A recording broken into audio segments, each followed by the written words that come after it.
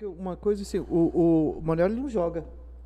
Não joga? Não. Eu sou sou técnico, eu mesmo? sou paraplégico, então eu não posso jogar. Ah, porque você não eu tem jogo, as 4... eu jogo por conta do trabalho, né? Sim. O Manuel também já foi técnico da seleção brasileira de rugby. Olha aí. O Rafa já foi ainda atleta da seleção, não é? A gente Teve mais quantos do Gama que já foi? A gente tem 5 aqui no Gama, tem 3 da seleção de base, 4 da seleção de base hoje, né? E 1 da seleção principal. Ainda não foi definido. Porque agora está em outro processo. Praticamente a seleção brasileira era do Gama. A gente tem 5. Eu fiquei na seleção já contando todos os anos, acho que uns 6 anos. Eu já fui auxiliar, já fui técnico, participei do último ciclo paralímpico, né? Que são 4 anos e eu fiquei 5 anos seguidos, né? Que eu trabalhei com a categoria de base, antes de 2016. Depois de 2016 eu entrei como auxiliar técnico, eu e a Ana. E aí a gente ficou até agora no último ciclo, né? A gente conseguiu levar o Brasil até a última disputa de vaga para a Paralimpíada de Tóquio, que foi em 2019. Foi 2019 no Canadá, em Vancouver. A gente teve um torneio lá que decidia as 2 últimas vagas e a gente conseguiu levar o time até lá. Caraca, a gente pegou o time, pegou a seleção aqui, né?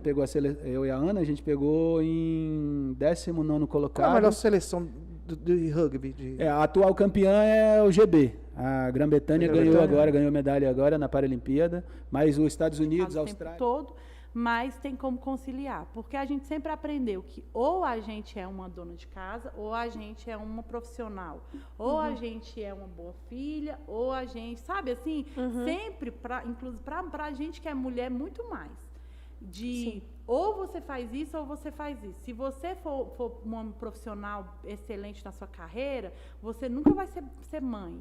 Mas não, eu aprendi na prática primeiro que a gente pode fazer uma coisa e outra coisa. A gente pode sim fazer várias coisas desde que a gente se organize. Sim. E depois, mais para frente, isso foi uma coisa empírica mesmo que a gente foi fazendo, eu fui fazendo. E depois, quando eu comecei a entrar no mundo de empreendedorismo de verdade, que aí eu comecei a ver que tinha gente muito boa, igual o pessoal do Flávio Augusto, e aí lá eu conheci a Elisa Simões, que é, assim, para mim, uma inspiração na minha área, assim, porque ela é uma mãe excelente, uma esposa excelente e uma profissional. E aí, quando eu olhei para ela, porque eu sempre busquei referência, a minha vida inteira, isso eu fazia. Tinha coisas que eu não sabia, mas uma coisa eu sabia, que eu tinha que espelhar em mulheres que se pareciam com aquilo que eu queria me tornar. Então, a primeira, sem dúvida, é minha mãe, porque hoje todo mundo que olha para mim fala assim, você é uma guerreira. Eu sou uma guerreirinha, porque a guerreira é ela. Não tem nem comparação, assim, né? Então, assim, você é uma guerreira, é minha mãe. Mas, você sabe fazer isso. Aí eu comecei a me espelhar em mulheres, a pastora Nilda, a pastora Sônia. Aí depois, só que todas essas mulheres, elas eram muitas vezes donas de casa somente. Né? Não que seja um trabalho ruim, pelo contrário, é um investimento maravilhoso você ficar em casa, você cuidar da casa, tem a sua importância. E é uma função uma também, função né? mesmo, muito difícil, inclusive. E assim, é aquela função que nunca tem fim, nunca tem férias, nunca tem nada, né? Mas quando eu vi que tinha mulheres como a Elisa, por exemplo, que foi já depois daqui do cowork, que ela é uma excelente mãe, uma excelente esposa, uma excelente profissional de alto gabarito, assim, né? Alta patente. Né? Alta patente, vai muito além, né? Eu pensei, cara, é possível, e assim, aí eu fiquei feliz, porque eu sempre busquei ter referências boas de mulheres que eu admirasse. Mas enquanto tu não falou do seu avô, senador. Nossa, mano, esse pessoal. Fala aí a história aí, fala aí. Cara, essa história é a história do Tucano, no Nerdcast, meu amigo do coração. Inventou essa história. Inventou e aí pronto, a galera. Viralizou, porque eu sou de Brasília, aí tem toda essa parada, né? Quem é de Brasília, com política, esse clichê aí. Aquela história do Gama, você vai em outra cidade, né? Fala assim, mora em Brasília, conhece o presidente lá? Não, claro que não. Mas aí ele inventou essa história que meu avô seria senador, mas não tem nada disso, meu avô Um mora no Acre, inclusive, que é outra coisa que o Tucano também não acredita. Um dos meus avós, pai do meu pai, mora no Acre e estofador, faz sofá, tem uma loja, uma fábrica de sofá, e meu outro avô é motorista de caminhão, trabalha inclusive na famosa fábrica de cerveja que a gente tem aqui na cidade, ele presta serviço lá, ele presta serviço lá, tem uns 20 anos, antes disso ele trabalhava na Coca-Cola e tal. Ele era primo do Renatinho. A gente se encontrava na fonte do Gama Shopping, né? Que tinha ali agora onde é o quiosque da CVC. Uhum. A gente marcou o encontro lá na época. Não tinha rede social, não tinha nada, era telefone, era amigo falando, vai lá e tal. E o Marreco sempre foi muito fortão, grandão, né? Aí na época ele ligou, foi pra tu, né, Júnior, que ele ligou? Ligou pra você, Júnior, tal, eu sou o Marreco, falar que você tá precisando de bateria, sei o quê. Aí o Júnior marcou lá nessa fonte, né? Não, vamos encontrar lá na fonte do Gama Shopping, na quarta-feira do cinema, que era movimentado. Aham. Né? Eu e o Júnior 2 mijão, né, com medo e tal. Falando, vamos lá, né? Aí o Marreco, pô, mas eu não sei onde é que é isso aí não. Ixi, não sabia onde é que era a fonte aí. Ih, rapaz. Vai dar certo não. O cara não sabe onde é que é o shopping do Gama, não sabe onde é a fonte e ferrou. Aí tem mais a fonte também, né, cara? Tem nada. Tem não. Aí o Marreco chegou lá, já todo fortão imponente, né? Aí chegou bem no Júnior, justo no Júnior, né? Falou, ô, tu que é o Júnior? Aí o Júnior olhou assim, assustou, aí apontou pra mim e falou, não é ele. Que medo é esse, velho? Cara, essa foi uma oportunidade assim que Deus colocou no meu colo. Determinado dia meu telefone tocou, era um membro da seleção brasileira. Falando assim, o Sirlei Lima, eu falei, sou do Gama, a nossa cidade, o Gama. Uhum. Você foi escolhido aqui para cortar o cabelo da rapaziada, vamos marcar um café e tal. Eu fui para o café, fui orientado, e o coordenador técnico da seleção naquela época era o Branco. Sim. E o Branco virou e falou assim, olha, você vai ficar aqui muito tempo, 30 dias, que era o período da Copa do Mundo, sub-17. Mas você está proibido de pegar no celular. Caraca! Não vai, até segundo o comando, fazer nada de vídeo, foto, nada. Por conta de questões particulares, a meninada nova, né, muito particular, e você acaba, quando você vai cortar cabelo dessas celebridades, como jogadores de futebol, por muitas vezes você está cortando um quarto de hotel, na varanda de um hotel, no banheiro do hotel, entendeu? No auditório do hotel, e é um clima muito bom, muito legal. Então o que acontece? Eles não gostam dessa exposição, porque hoje eu estava esse final de semana conversando com os meus amigos lá em São Paulo. A vaidade digital tomou o povo de uma maneira, Ângelo, que está sem controle. Sim, sim. E eu me percebi ali naquela ocasião com uma tarefa e uma responsabilidade muito grande. E eu falei, cara, eu não posso vacilar. Sim. Vamos dar crédito. E eles trabalham muito psicológico dos meninos naquele período, é uma concentração, né? Concentração total. Eu fiquei mais de 20 dias trabalhando internamente sem pegar no celular. Uma concentração também, né? Até que um determinado dia ele chegou para mim, o Branco chegou e falou, agora você está liberado, pode publicar, fazer o que você quiser, inclusive tem uma camisa para você lá com Pereira, Pereira, pega a camisa lá com ele lá e pá. Aí dali eu passei a publicar. Aí o pessoal, o Alcilei está com a seleção. O Alcilei está com a seleção. Aí você já estava, né? Já estava. Sim. E aí eu ganhei uma credibilidade muito grande com eles. E fiquei muito feliz. Eu trabalhei do começo ao fim, nos bastidores com eles, e pude acompanhar o que é uma família unida nesse sentido. São várias famílias, Ângelo. Sim, sim. São várias famílias. Um aprendizado gigante, né? aprendizado gigante. Até para tu tratar a tua, né? Porque ali é muita gente, né? Você tem quantos funcionários ali ao todo? Hoje nós somos 16. Pois é, você tem que trabalhar um timão ali, aí você aprendeu ali para tratar Cara, também e você aqui, né? pega as palestras para esses meninos, eu me recordo... As preleções, né? Nossa, eu me recordo de uma do Zé Roberto, para eles, nossa, que palestra. Cara, imagino. Que motivação aquele cara trouxe para aquela seleção, foi fundamental, foi determinante, posso dizer. E eu fiquei muito feliz. Eu não tive problema com relação a citar a fonte, que a gente até sempre fez um negócio bem feitinho. Eu já tive problemas, e é uma coisa assim, cara, que a gente, como eu não tinha muita experiência com relação à publicação desse clipping de notícia, né, eu não tinha aquela sagacidade de pensar assim, pô, o jornalista pode ter ido lá e fez a matéria errada. E eu nunca tinha pensado nisso, né? Até que... Até que chegou a intimação. Intimação? Como é que foi isso aí? Foi. Porque o que acontece, cara? Publiquei uma matéria do DF Alerta, publicou nas nossas redes, e o repórter do DF Alerta esteve na 14ª, e não sei se foi um erro de edição, um erro do cinegrafista, não sei o que foi, e ele acabou filmando a pessoa errada. Por exemplo, se a notícia era, por exemplo, né, de tráfico de caminhões, de carretas, um cara que é traficante e tal. Ele filmou um cara lá que... Não tinha nada a ver com a história. Não tinha nada a ver com a história. Tinha sido pego por embriaguez. Aí o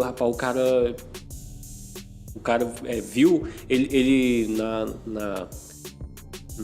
na peça inicial, ele colocou lá, eu nem tinha visto direito no correio, no site lá da TV Brasília. Eu vi mesmo, foi no Notícia do Gama. Caraca! Eu vi, foi no Notícia do Gama. E nisso eu peguei e fui conversar com um advogado, porque eu vi, quando chegou a intimação, eu vi que eu conheci o advogado. Aí eu peguei e conversei com ele.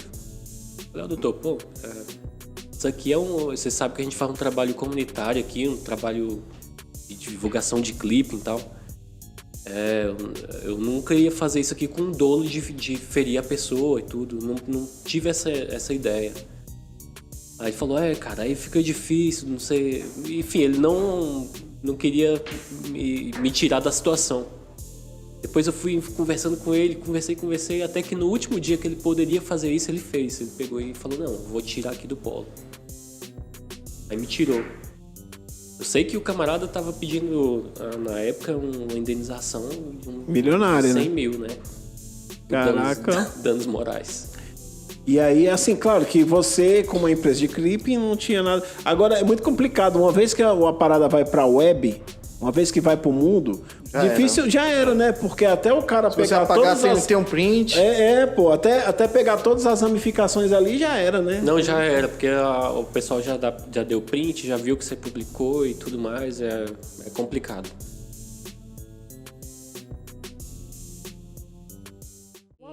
Até a parte do alagado é Gama? Gama. É O Gama hoje, pra você ter uma ideia, ele é gigante. O Caúba era Gama. O Caúbe era. Era Gama.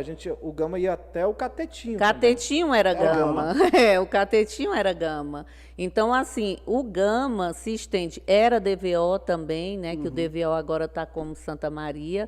Mas o Gama, não sei se você conhece ali. Nós temos um lugar bem distante, e que é o Gama. Para Goiânia? Isso, Engenho das Lajes, então, sim. O Gama Gama. O Engenho das Lajes está crescendo, a gente está dando maior apoio, viu? viu? Tem o Engenho das Lajes? É do Gama. Tem uma quantidade de... Quantos habitantes? Em média deve ter umas 3 mil pessoas, né? A nossa comunidade lá, né? Mas está crescendo muito. Mas a área tem rural muito... do Gama, daqui do Gama até o Engenho das Lajes é gigante também. Ao longo todo da DF 290 é a nossa ponte Alta Norte, né? Quer dizer que o DVO não é mais Gama? Não, o DVO agora não, já tem um tempinho que é Santa Maria, né?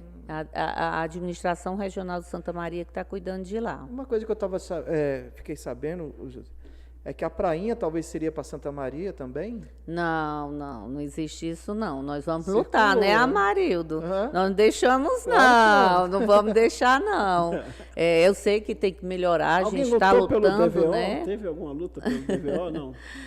Deve ter tido, se não foi por Santa Maria. O pessoal do DVO queria, será? Porque Santa Maria era Gama, né? Alguma coisa assim? Algumas pessoas na época até me procuraram, né? Não querendo essa mudança, né? Mas como foi aprovado em lei, aí ficou mais complicado no caso. Sim. Mas tiveram algumas pessoas que me procuraram, né? E tentando ver se voltava aí pro Gama, né? Mano, conta só a pior. Eu não sei se eu vou lembrar de uma pior roubada assim. Mas foram tantas. Você me falou uma vez do Novo Gama?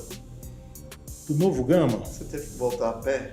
Sim, já aconteceu isso. Aconteceu isso. Como é que foi? Já aconteceu, Os pô. equipamentos? Mano, assim, na época eu não tinha equipamento, né? Eu tocava com o que tinha na casa noturna, né? Aí chegou pra tocar, o cara me enrolou, falou assim, segura aí que tu vai entrar tal horas.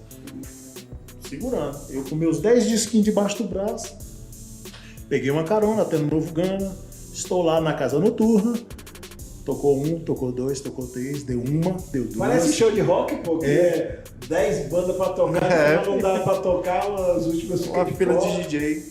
Deu 3 horas da manhã. Cadê Brodão? Brodão não estava tocando ainda. Falei, pô, mas como assim?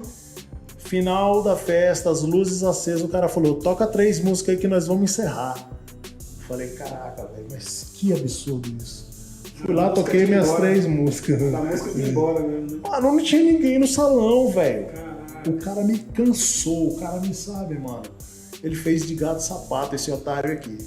Só que todos que fizeram isso estão me assistindo agora aqui. Isso aí permanece até hoje. Que loucura isso, né? né? Novo Gama até o setor sul de pé. Por quê? Porque não tinha mais ônibus, velho. Eu não tinha carro, mano. Eu fui de carona, irmão. A carona esperou até quando deu. Quando ele falou, cara, não aguento mais, estou indo nessa. Plá! Tchau. Foi no breuzão ali, porque dali do Novo Gama até o... Eu tinha 2 opções. Ou eu dormia na parada, Vem xingando o cara de lá aqui, brother. ou eu vinha no pezão, irmão. Caraca. Falei. Você já pegou de pé de Santa Maria, Novo Gama? Cara, de Santa Maria não, mas eu vou te contar uma que foi o seguinte. A gente tava vindo de um show lá do Vila Circular. Sim, eu cheguei a tocar no Gran Circular. A gente tava vindo do show. Era ali na perna Vila Circular, lá da rodoviária. Onde é a biblioteca hoje? Sim. Eram mais ou menos em 20 dentro do ônibus, vindo de lá, de madrugada. Aí quando chegou aqui no balão, Taguatinga, né? Aí uma viatura vai e para o ônibus. Desce só quem tá de preto, né? Desce só quem tá de preto, os cabelos de tudinho. É sério, velho? É, velho. O futebol, ele tenta avaliar o máximo possível do nível técnico, né? Porque realmente no futebol americano, a parte técnica é a sua performance física. É o que você vai conseguir segurar e a velocidade que você vai conseguir atingir, né, o menor tempo possível e percorrer uma distância muito maior. Não é isso? No futebol, não. O futebol, ele quer estudar se você passa bem, se você desarma bem, se você consegue fechar os espaços. Então, é um jogo de inteligência. Como que você vai mensurar a inteligência? É mais difícil. Mais difícil. Porém, o que estão sendo feito hoje dentro dos clubes de futebol? Hoje, para você entender, um jogador profissional de alto rendimento, nível seleção, ele corre em uma média de jogo a 11 a 13 quilômetros percorrido. É coisa pra caramba. Coisa pra caramba. Né? Em 90 minutos. Só que faz uma variação de corrida. Né? Então, a maior tempo, o jogador tá caminhando. Então, calma aí. É o Ângelo. Eu? No campo de No futebol, campo, deve com certeza. Você fica andando. E aí foram estudar, se o jogador anda a maior parte do jogo, com que ele corre esse tempo todo, né? Faz 11 quilômetros no futebol atual. 12 quilômetros ele consegue percorrer. Ele dá muito sprint, né? Muita corrida rápida, cada tiro, né? Explosão. Ele fica correndo lá igual uma barata tonta, né? E dá muito tiro, vai e volta, diagonal, fecha espaço. E é um jogo de inteligência, né? O futebol é um jogo de estudado, jogo de ideias, né? Principalmente no futebol profissional. Só que tem uma diferença do nosso futebol tradicional, aqui do Brasil, para o europeu. O europeu corre mais, muito mais. Né? Ele consegue estreitar o campo e ele consegue ficar correndo o tempo todo. A velocidade do futebol europeu é mais rápido do que o futebol brasileiro. Porém, a gente quebra linhas, né? A gente tem a mágica de achar espaços que eles não conseguem achar. Então, o futebol brasileiro Por isso que canta até hoje, né? Mas a gente estuda muito o jogador. A gente estuda o jogador 24 horas por dia no né? treino. Né? O que ele descansou, o que ele comeu, qual foi a duração do treino, né? Qual é o tipo de fibra muscular que ele tem, qual é a distância, se ele está aumentando, se ele está diminuindo, se ele está na média, né?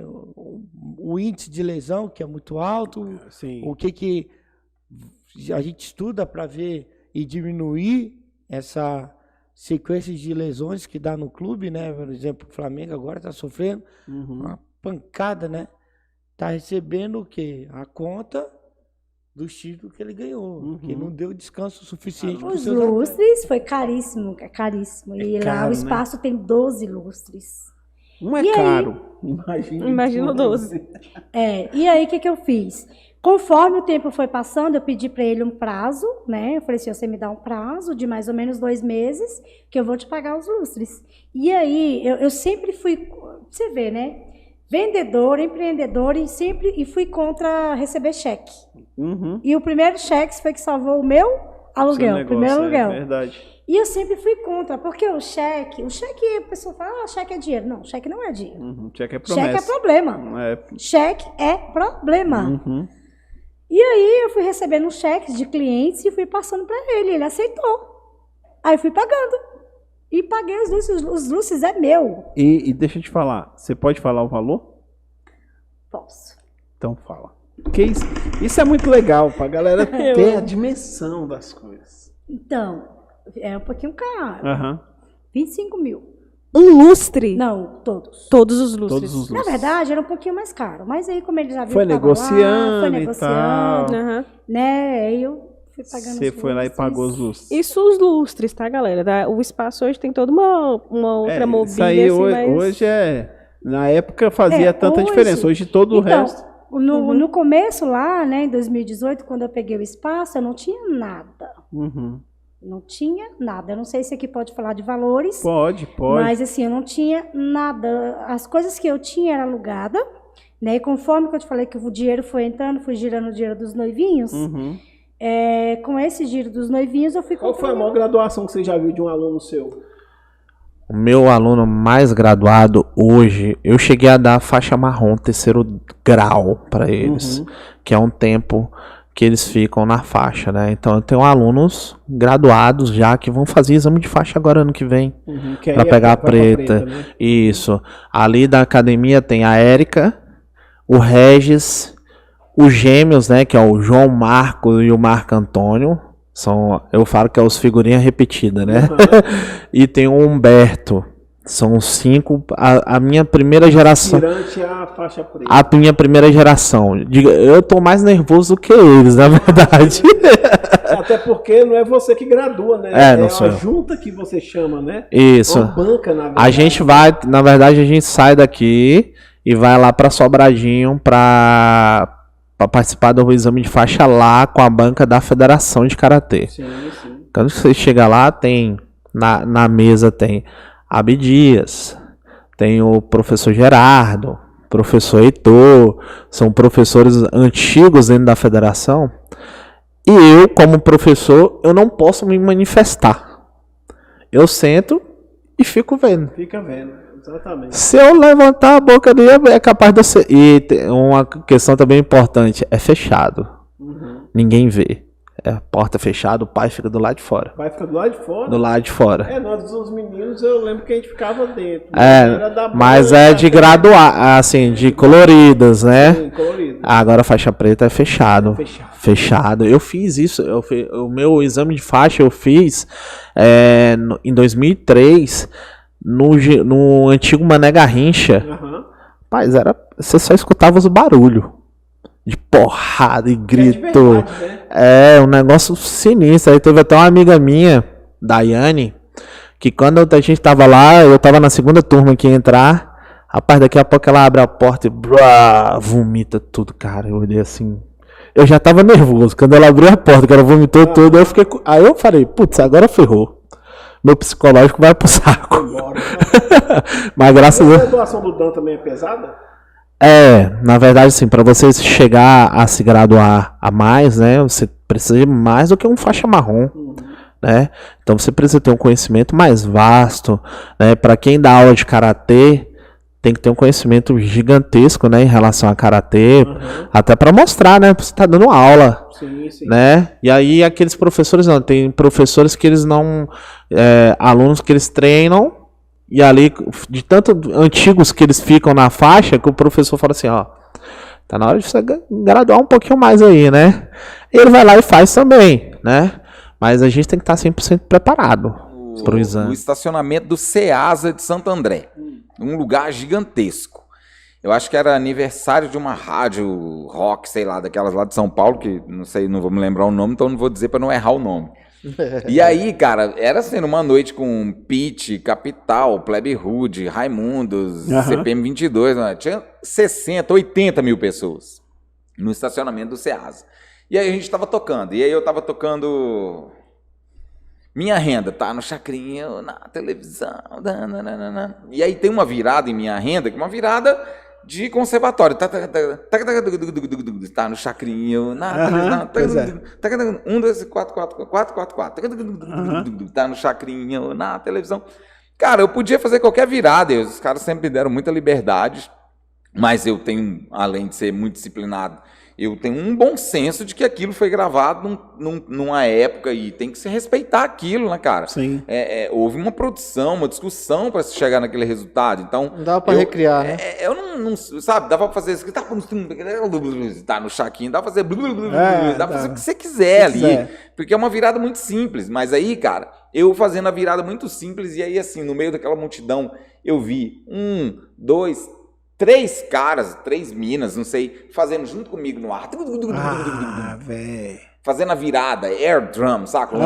E aquilo, aí eu já tinha essa coisa comigo, muito que o Tico Torres no Bon Jovi tem, né, cara? De tocar fidedignamente o CD. Ligado ao disco.